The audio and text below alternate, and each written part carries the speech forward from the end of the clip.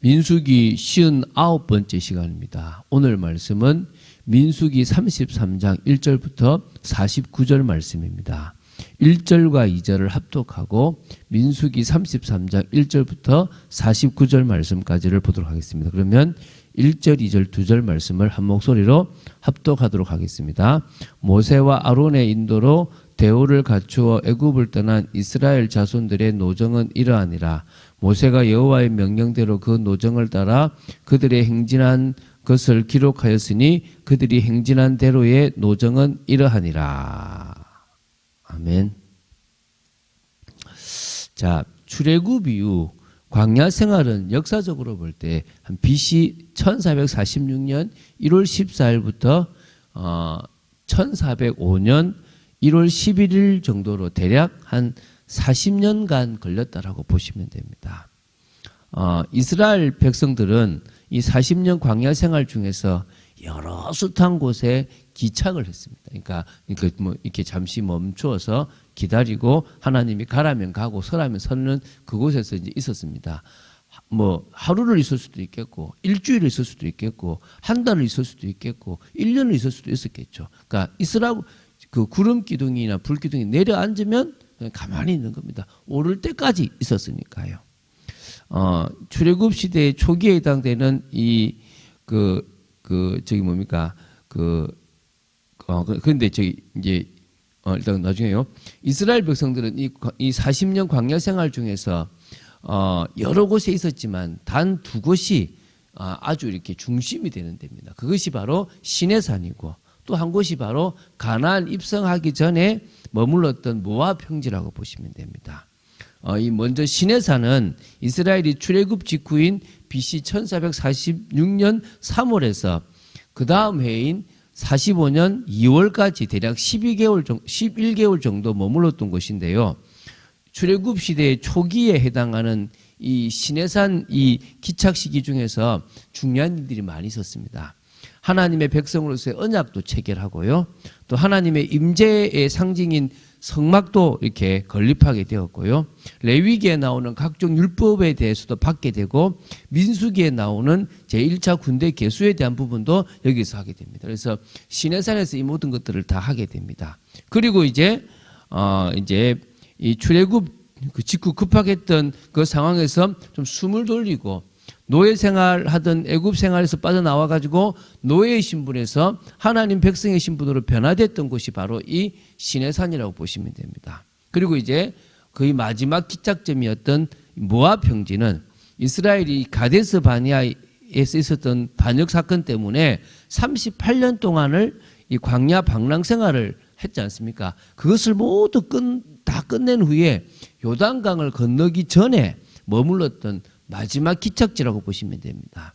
이때가 BC 1406년 6월 말에서 한 5년 1월 11일 정도까지 한 6개월 정도를 있었다라고 보시면 됩니다.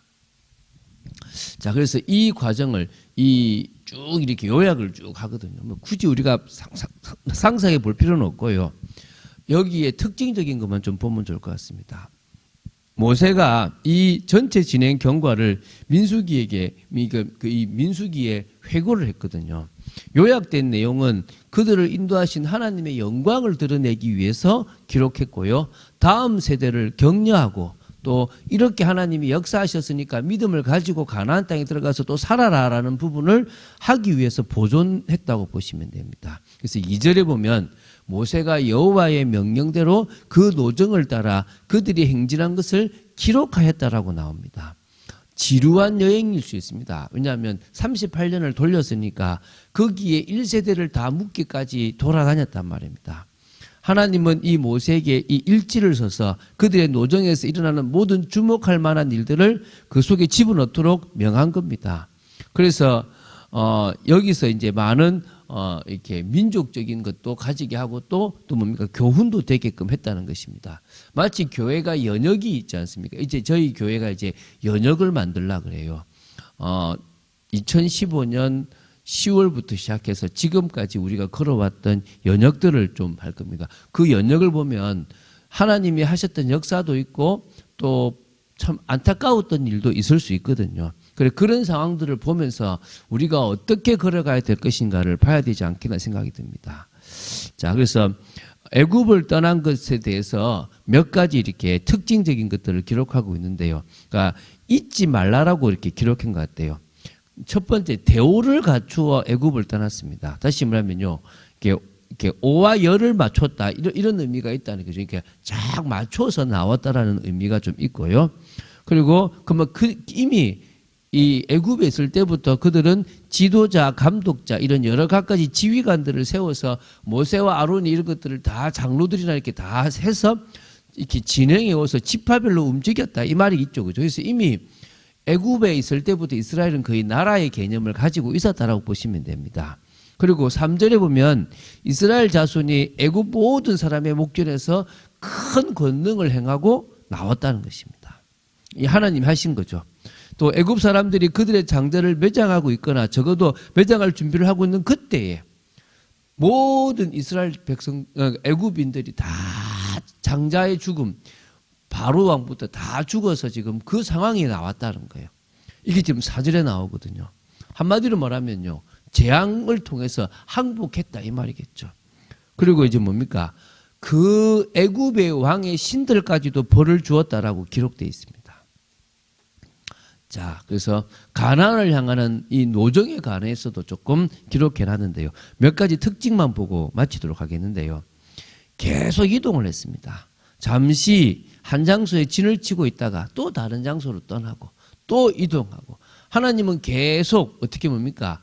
하나님의 인도를 보여주기 위해서 한 곳에 계속 있는 것이 아니라 자꾸 가게 했습니다. 그런데 그게 왜 가게 했느냐? 훈련시키기 위한 게 아니라 이곳에 있어야 될 시기들, 위험, 이 모든 것들을 보호하기 위해서 한 곳에 있기도 하고, 어떤 계절에 따라서는 이곳이 좋고 어떤 계절에서는 저곳이 좋고, 이런 부분들을 다 아시고 하나님은 그 이스라엘들을 인도했다라고 보시면 됩니다. 그래서 두 번째는요, 길의 대부분은 사람이 거하지 않는 곳이고 사람의 자취가 없고 심지어 인생의 필수품이 갖추어지지 않은 광야를 지나는 곳이었습니다. 그래서 뭡니까? 막 물 없다, 먹을 것 없다, 계속 불평하죠. 그런데요, 중요한 것은 다 물도 먹을 것도 심지어 옷도 헤어지지 않도록 책임지신 분이 하나님이십니다. 하나님의 지혜와 능력은 대단하시다, 이 말이겠죠. 자, 맨 처음 그들은 광야의 끝에다 진을 쳤거든요. 근데 후에는 광야의 심장부를 지나서요, 별 어려움 없이 하나님은 그의 백성들을 더 큰 곳으로 마련해 주셨고 계속 인도하셨습니다. 그래서 에담 광야, 신 광야, 신의 광야, 이런 광야들을 쭉 지났습니다. 보통 사람들은 거기서 죽을 수 있는데 이들은 그 속에서 하나님의 인도를 받아서 살았다는 것입니다. 마치 미로나 미궁에 있는 사람처럼 이리로 갔다가 저리로 갔다가 전방으로 갔다가 후방으로 갔다가 막 구름 기둥과 불 기둥이 인도하는 대로 갔습니다. 그런데 그 길이 가장 그들에게 유익한 길이었고, 가장 하나님의 백성으로서 훈련되어지고 애굽에서의 그 체질을 버려버리고 하나님의 백성으로서의 준비가 되어졌던 그런 부분이라고 보시면 됩니다. 르비딤에서의 이 물이 없었던 그런 부분들은요, 2번이나 했잖아요. 그러니까 르비딤이라는 장소가 2번이나 있어요. 큰 반석이 있는 곳인데 물이 없어서 그 반석을 치는 부분인데요, 한 번은 치라 그랬고 한 번은 치지 마라 그랬는데, 거기서 다 하나님과 다투고 싸웠던 이스라엘 모습이 나오고, 모세의 실수가 2번째 나오죠. 그런 이야기도 나오고요. 아론이 사망하는 것, 또 아라스의 모욕, 그러니까 기브롯 핫다, 요즘 들어봤죠? 이 정욕의 무덤이죠. 바로 이제 뭡니까? 아주 진짜 이제 슬픔이 있는 곳이죠. 진짜 말 그대로 음란에 속았던 부분들이 있습니다. 그래서 특히 이 부월의 사건이라고 말하는데요, 여기서부터 진짜 아픔이 있었죠. 그래서 거기서 이제 그 시딤, 그래서 아벨 시딤이라고 불릴 만큼 그곳이 이제 바뀌고 애곡이 되는 데가 있었는데요. 이런 곳으로 자꾸 하나님이 인도하시고 역사하시는 부분들이 자꾸 있었다는 거예요. 자, 여러분, 이스라엘 백성들이 몸부림만 치지 않아도 돼요. 그냥 인도받으면 되거든요. 그냥 그 모든 것에 따라가면 되는데 거기서 어떻게 합니까? 물 없다 불평하고 또 뭡니까? 먹을 것 없다 불평하고 또 애굽으로 가는 게 낫겠다 계속 불평하거든요. 그래서 하나님은 그곳에서 계속 그들을 다독이기도 하시고 또 어떨 때는 또 재앙을 내리시기도 하셨다는 부분들이 있습니다. 그런데요, 우리 길도 마찬가지입니다. 우리가 걸어가는 길을 한번 보세요. 우리가 예수 믿고 나서 하나님의 자녀가 됐어요. 그럼 끝난 것처럼 보이잖아요. 그런데 사단이 우리를 만들어 놓은 각인과 뿌리와 체질이 우리를 다시 돌아가게 만들어요. 사단의 유혹에 넘어뜨리게 만들고 틀린 선택을 하게 만들어서 또 넘어지게 만들고 또 넘어지게 만듭니다.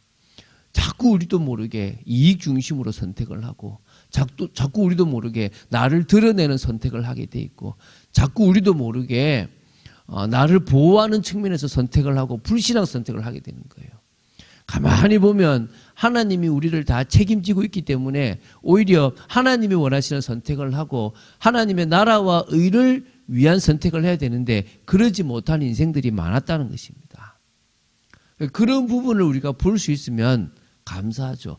또 우리가 잘못 선택해서 돌아가기도 하고 고난을 당하기도 하지만 다시 무릎 꿇고 다시 하나님 앞에 서면 다시 거기서 회복시키고 다시 하나님이 더 좋은 자리로 인도하시는 것들을 우리는 볼 수 있습니다. 그게 우리 인생의 여정이었습니다.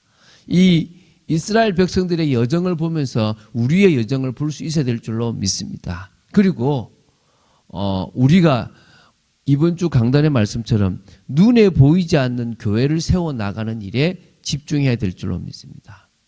눈에 보이는 교회가 아니라 우리가 있는 모든 곳에서 눈에 보이지 않는 그 교회를 세워나가야 될 줄로 믿습니다.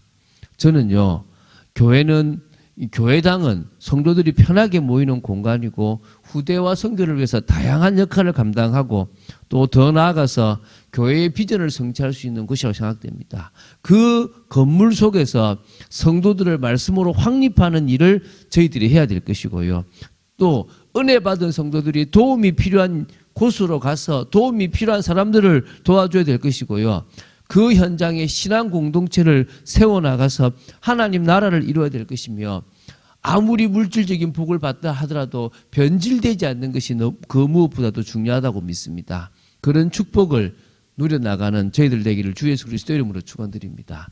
주는 그리스도시요 살아계신 하나님의 아들이심을 고백합니다. 말씀 따라가는 축복 속에 있도록 저희들을 지켜주시고 은혜 속에 있도록 저희들을 붙잡아 주시옵소서. 하나님의 말씀을 따라 인도받는 저희들의 인생이 되기를 간절히 소원합니다. 주 예수 그리스도 이름으로 기도드립니다. 아멘.